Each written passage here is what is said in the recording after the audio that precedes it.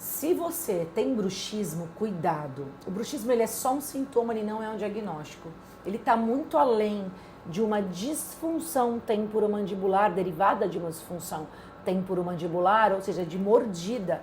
A mandíbula, nós chamamos de sistema manducatório, ela é um captor postural, ou seja, são regiões do nosso corpo que captam informações sensoriais do nosso posicionamento no tempo e no espaço e informam isso ao sistema nervoso central. Como também o pé é um grande captor postural, é o maior captor postural que manda essas informações de maneira ascendente e também recebe de maneira descendente, ou seja, mandíbula se comunica o tempo todo com o captor podal, com os seus pés.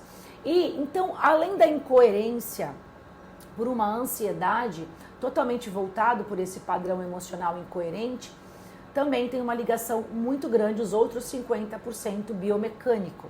Então esse paciente ele pode estar apresentando disfunções de pisada, primeiramente, como eu falei, é muito importante a gente analisar isso.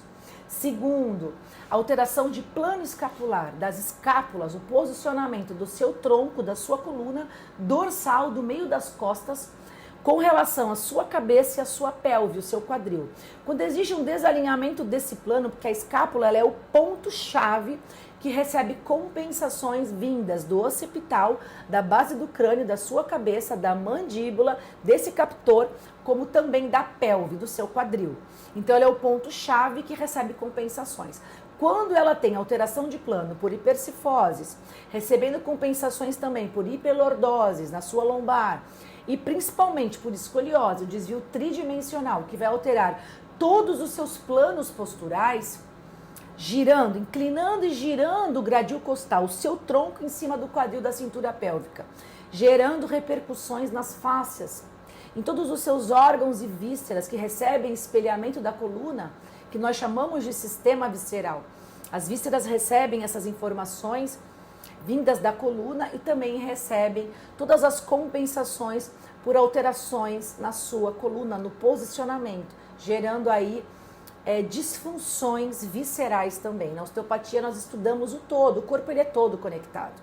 Então alterações de postura, alterações de plano escapular, desvios na coluna geram toda uma bagunça em todo o seu sistema neurológico, visceral, biomecânico, postural, muscular, que é o biomecânico, junto com todo o seu sistema tônico, postural e emocional.